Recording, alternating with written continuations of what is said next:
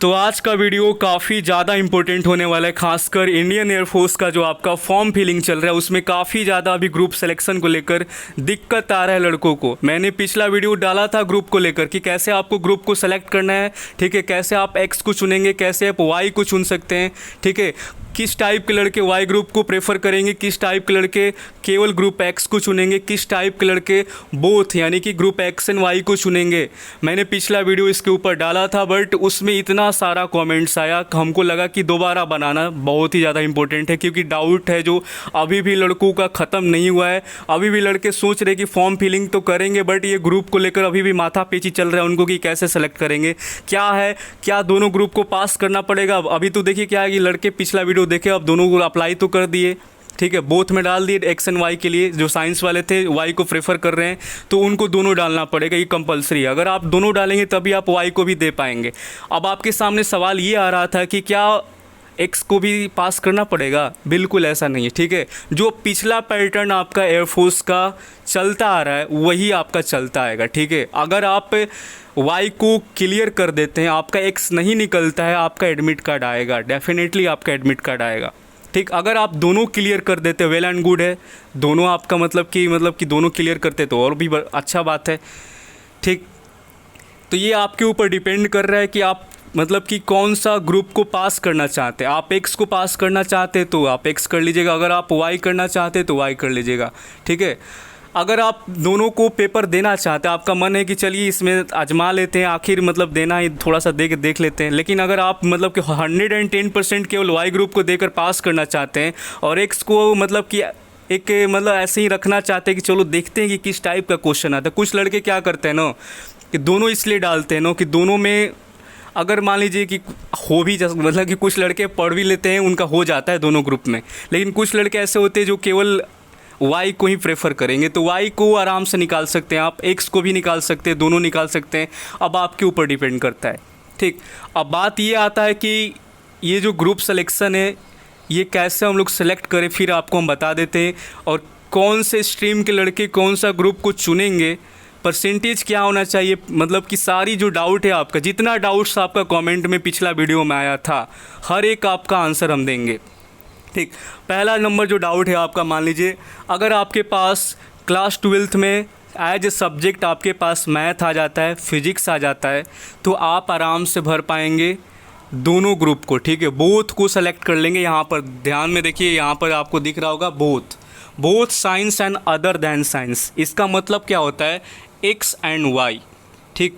अगर उस टाइप के लड़के हैं जो केवल वाई ग्रुप को देना चाहते हैं लेकिन उनका जो सब्जेक्ट है वो साइंस था, फिजिक्स और मैथ लेकर पढ़ाई किए थे, अब वो सोच रहे हैं कि हम वाई का ही केवल देंगे, तो आपको चुनना पड़ेगा बोथ में, ठीक है। Both science and other than science subject, both को सेलेक्ट कर लीजिएगा दोनों को। इसमें आपका दोनों पेपर रहेगा, ठीक है। अब आपके ऊपर डिपेंड करता है कि आपको क्या करना है, एक्स को करना है या वाई को करना है, ठीक है। अगर आप वाई में केवल पास हो जाते हैं बढ़िया बात है, आपका हो जाएगा। अगर आप दोनों में करते हैं तो ये भी बढ़िया बात है। केवल आप एक्स में यहाँ पर निकलते हैं ये भी सही चीज़ है, ठीक। अब बात कर लेते हैं यहाँ पर कि जो केवल, अब ऐसे भी लड़के जो केवल सोचते हैं कि मेरे को वाई को नहीं देना है, हम तो भाई टेक्निकल में ही जाएंगे, मतलब कि उसका जो होता है क्या कि रीजनिंग उजनिंग से कोई मतलब नहीं होता है। अब यहाँ पर एक चीज़ आपको बता दें, बेनिफिट क्या होता है। देखिए अगर आप और वाई को देख रहे हैं तो आपको रीजनिंग पढ़ना पड़ेगा, रीजनिंग, और साथ में आपका जो परसेंटेज हो गया, प्रॉफिट एंड लॉस हो गया, वर्क टाइम एंड वर्क हो गया आपका, तो इस तरह का जो मैथ्स होता है ना ये आपका वाई ग्रुप में पूछता है, ठीक। अभी इसके बाद हम सिलेबस वगैरह मॉडल पेपर सब डिस्कस करेंगे नेक्स्ट वीडियो में कैसा रहेगा आपका, तो वो सब चीज़ आपको वाई ग्रुप में पढ़ना पड़ता है। लेकिन एक्स में फ़ायदा ये होता है कि आपका जो 11th-12th में जो आपने मैथ को पढ़ा है, जो फिजिक्स को आपने पढ़ा है, बस वही चीज़ आपसे पूछ लिया जाता है, और एक आपका इंग्लिश का हो जाता है, हो गया। यहाँ पर इन लोगों का कहानी इतना में ही हो जाता है, ठीक। लेकिन अगर आप वाई चुनते हैं तो आपको रीजनिंग और जीके वगैरह सब कुछ देखना पड़ेगा, रीजनिंग, जीके और ये आपका मैथ्स, ये सब आपको देखना पड़ेगा, ठीक। तो अब आपका अपना सोच है और आपका तैयारी क्या है, आपके अकॉर्डिंग, मतलब तैयारी के अकॉर्डिंग ही आप अपना ग्रुप को सेलेक्ट करिएगा। ऐसा नहीं कि आप मतलब कि एक्स का साइंस तो लिए थे बट आपको साइंस पढ़े हुए बहुत दिन हो गया और आपने चुन लिया साइंस को ही, केवल एक्स को चुन लिए, तो आपको एक्स ही देना पड़ेगा। अगर आप साइंस चुनेंगे ना तो केवल एक्स दे पाएंगे। अगर आप दोनों चुन लेते हैं, बोथ एक्स एंड वाई, तो ये दोनों पेपर आपको देना पड़ेगा, ठीक है। भले आप एक्स में फेल हो जाएं, वाई में पास हो जाते हैं, आपका आराम से एडमिट कार्ड रिलीज हो जाएगा फेज 1 के लिए, ठीक है। समझ गए बात को? तो ज़रूरी नहीं है कि आप दोनों ग्रुप को अगर चुनते हैं तो आपको एक्स को क्वालिफाई ही करना पड़ेगा, वाई को चुन, ऐसा कुछ नहीं, ठीक। अगर आप दोनों को सेलेक्ट कर लिए तो आप किसी एक पेपर में पास हो जाते हैं, एक में फेल हो जाते हैं, तो भी आपका एडमिट कार्ड आएगा, ठीक है। अगर आप दोनों में पास हो जाते हैं तो और बढ़िया बात है, ठीक। तो आपका ये जो डाउट है क्लियर हो गया। अगर आप यहाँ पर यस करेंगे, फिजिक्स अगर मैथ है तो आप यस ही कर सकते हैं, नो नहीं करेंगे। नो करेंगे यहाँ पर कि अगर आपके पास फिजिक्स और मैथ नहीं है, ठीक है, बायो वाले स्टूडेंट हैं, देखिए बायो वाले हैं तो वो नो पे ही जाएंगे, आपको पहले बता दिए। अगर आपके बायो सब्जेक्ट है, biology medical assistant Y group में ही जाता है आपका, ठीक। इस बात को ध्यान में रखिएगा। तो यहाँ पर नो पर क्लिक करेंगे। आर्ट्स वाले जो स्टूडेंट होंगे, कॉमर्स वाले और जिनका बायो होगा, ये नो पर जाएगा, ठीक है। नो पर क्लिक करेंगे तो आपके सामने ऑप्शन आएगा, आपके सामने देखिए यहाँ पर मैंने रखा हुआ है, देखिए अदर दैन साइंस सब्जेक्ट, ठीक है। अदर, नो पर जैसे ही क्लिक करेंगे अदर दैन साइंस आ जाएगा, मतलब कि सिर्फ आप वाई ग्रुप का ही एग्ज़ाम दे पाएंगे। जो आर्ट्स स्ट्रीम से लड़के हैं, ठीक है, आर्ट्स वाले जो लड़के हैं जिन्होंने 12th क्लास अपना आर्ट्स से पास किया है, कॉमर्स से पास किया है, बायो था उनका, ठीक है, तो ऐसे स्टूडेंट केवल वाई के लिए ही एलिजिबल हैं, केवल वो नॉन टेक्निकल का ही एग्ज़ाम दे पाएंगे। और साइंस वालों के पास दोनों ऑप्शन मौजूद रहता है, या तो वो वाई को भी दे सकता है, एक्स को भी दे सकता है, और पास किसी एक में भी करेगा तो उसका काम हो जाता है, ठीक है। अगर वो एक्स का देना चाहते हो तो एक्स में पास होकर आराम से निकल जाएगा, अगर वो दोनों देना चाहते हैं दोनों में पास करके आराम से निकल जाएगा। तो ये जो एक्स वाले, जो मैथ एंड फिजिक्स वाले जो लड़के होते हैं ना, साइंस वाले, इनके पास ऑप्शन 2 रहता है, ठीक है। दोनों अगर आप चाहते हैं तो दोनों कर लीजिए। अगर आप उसमें से एक में क्वालिफाई करते हैं केवल वाई में, तो बहुत बढ़िया बात, उसमें भी आपका हो ही जाएगा, जो पिछला बार आपका होता है वही चीज़ है, ठीक है। तो इसमें कोई बदलाव नहीं है। आई होप कि आपका इतना डाउट्स क्लियर हो गया होगा ग्रुप सिलेक्शन को लेकर। तो इस बात को ध्यान में रखिएगा, जब भी आप फॉर्म फिलिंग करे जाएंगे वहाँ पर साइबर कैफ़े में या घर पर फिल कर रहे हैं, तो अगर आपके पास स्ट्रीम देखिएगा बायो है, या आपके पास आर्ट्स है, या आपके पास कॉमर्स है, तो आप नो पर क्लिक करेंगे और अपना वाई ग्रुप को सेलेक्ट कर लेंगे, ठीक है। अगर आपके पास मैथ एंड फिजिक्स से साइंस वाले स्टूडेंट है तो आपको क्लियर करना, यस पर क्लिक करेंगे और यहाँ पर अपना या तो एक्स चुन लीजिए या तो मतलब कि बोथ को चुन लीजिए, ठीक है।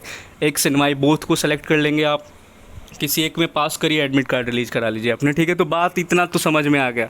अब कुछ लोग यहाँ पर कंफ्यूज थे कि ये जो आपका नोटिफिकेशन में जो लिख कर दिया है ना, इसको लेकर ज़्यादा गंभीर सवाल आ गया। तो देखिए यहाँ पर मैंने सारा स्क्रीनशॉट मार कर रखा है, यहाँ पे कैंडिडेट का देखिए यहाँ पर, ठीक।